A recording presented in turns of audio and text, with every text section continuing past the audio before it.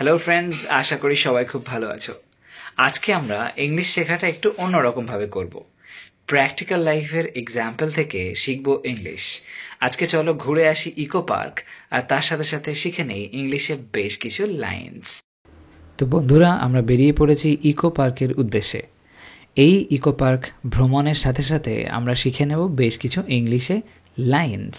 তো যেমন আমরা ভ্রমণ করব, তার সাথে সাথে পড়াশোনাটাও হয়ে যাবে। জীবনের একঘেয়ে ভাবগুলো কাটিয়ে যদি এইভাবে আমরা পড়াশোনাগুলো করতে পারি, তাহলে দেখা যাবে এই ইংলিশ শেখা কোনো ব্যাপারই নয়। তো আজকে আমরা এই জার্নির মধ্যে দিয়ে অনেক কিছু নতুন নতুন লাইনস শিখে নেব অনেক কিছু ভালো ভালো শব্দ।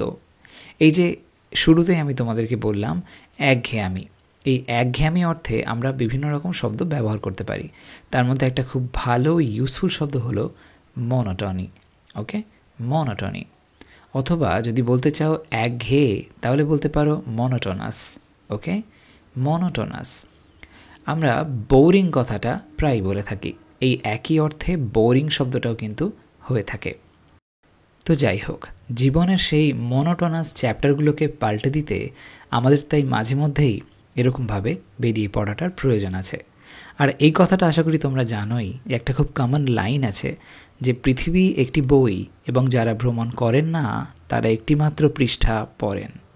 এটাকে যদি আমরা লাইনটাকে ইংলিশে বলি, তাহলে বলতে পারি the world is a book and those who do not travel read only one page. তো যাই হোক, অবশেষে আমরা এখানে এসে গিয়েছি। তো এই লাইনটি যদি ইংলিশে বলতে চাই, তাহলে বলতে হবে finally we have arrived here. আজকে আমরা ঘুরে দেখব বাংলার হাট। ইংলিশে বলতে হবে টুডে উই উইল এক্সপ্লোর বাংলার হাট। তাহলে চলো, লেটস গো। তোমরা দেখতে পাচ্ছ বিভিন্ন রকমের সব জিনিস, খেলনা, বাইরে দিয়ে শুরু।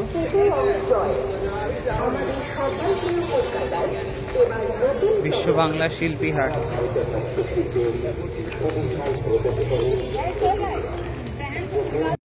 প্রবেশ করতেই মনে হলো ভিতরের পরিবেশটা স্বর্গসুলভ।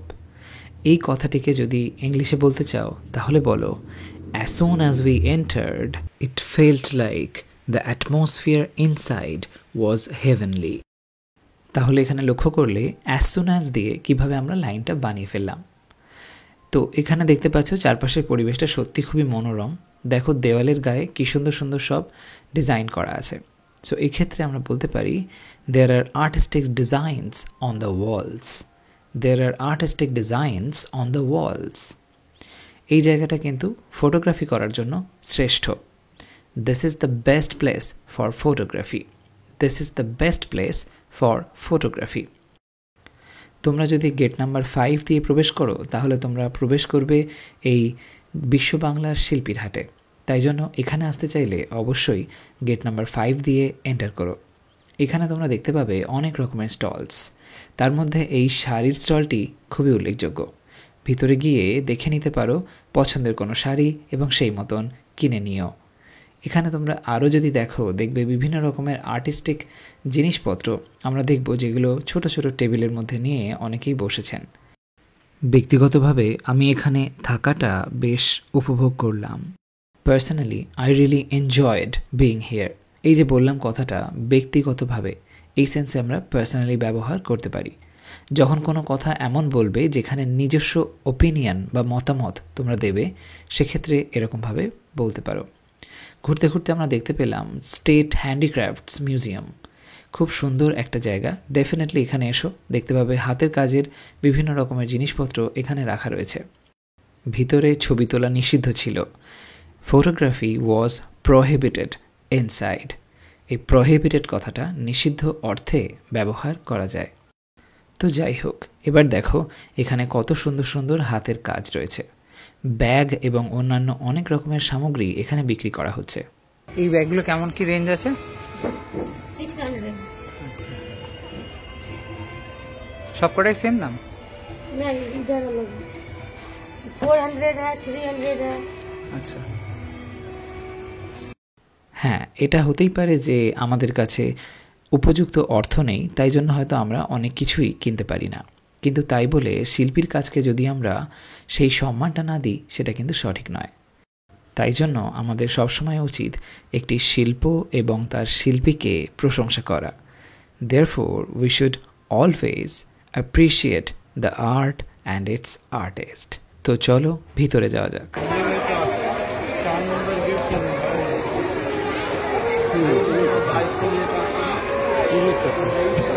হ্যাঁ, মানে এই সারা কলকাতার প্রায় অর্ধেক লোক চলে এসছে এখানে, প্রচুর ভিড় এখানে, একটা গমগমে ভাব, দারুণ লাগছে, ওভারঅল অনুভূতিটা তো অসাধারণ।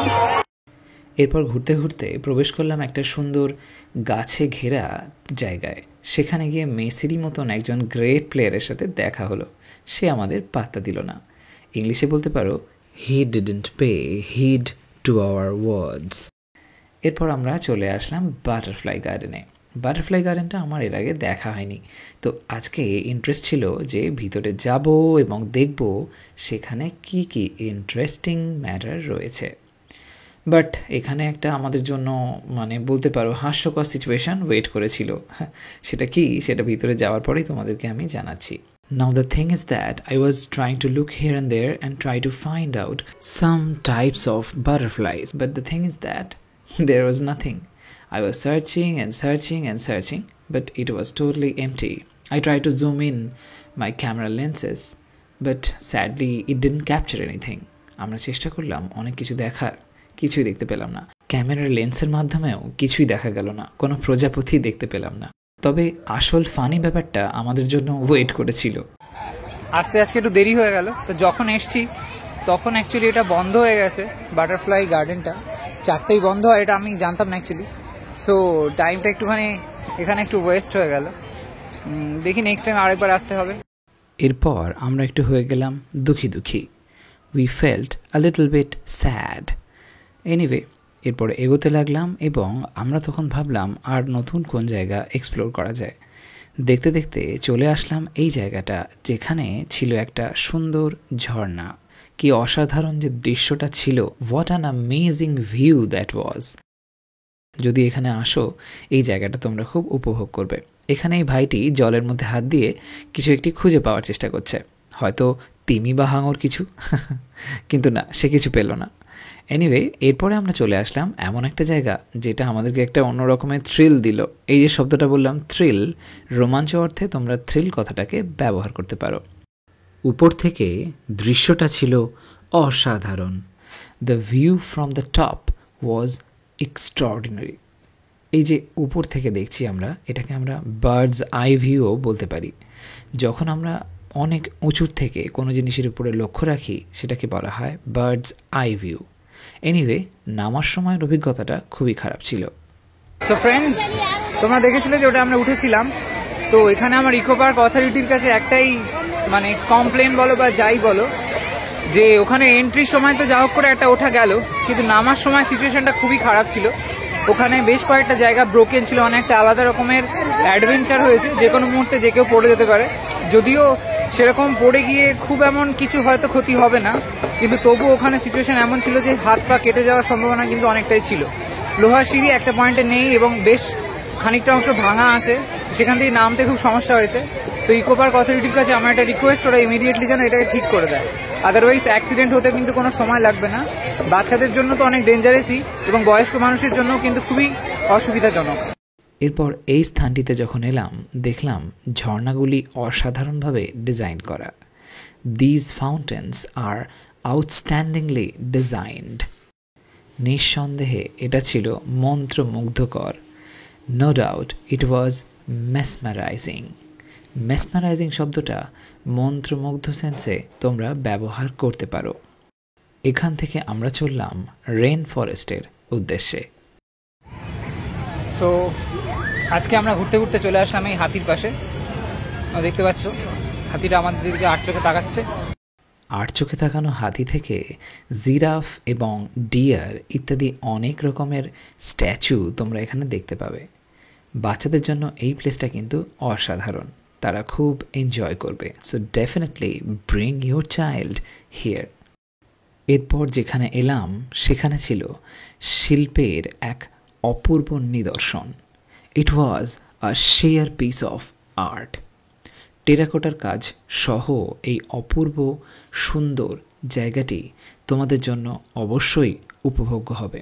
Definitely you should visit this place and enjoy its beauty. প্রত্যেকটা কাজ অপূর্ব সুন্দরভাবে করা হয়েছে। Each piece of work has been gorgeously crafted. ডিয়ারটির কাছে আসতেই মনে পড়ল একবার লেকের ধারে যেতেই হয়। অসাধারণ এই দৃশ্য দেখে শেক্সপিয়ারের লাইনটি মনে পড়ে গেল, রেডিয়েন্ট, এক্সকুইজিট অ্যান্ড ম্যাচলেস বিউটি। অপূর্ব সুন্দর। এনিওয়ে, আজকের জার্নিটা তাহলে এই পর্যন্তই। তোমরা জানিও এইভাবে জার্নির মধ্যে দিয়ে ইংলিশ শিখে তোমাদের কেমন লাগলো। তো ফ্রেন্ডস, ফাইনালি আমাদের জার্নি শেষ হলো।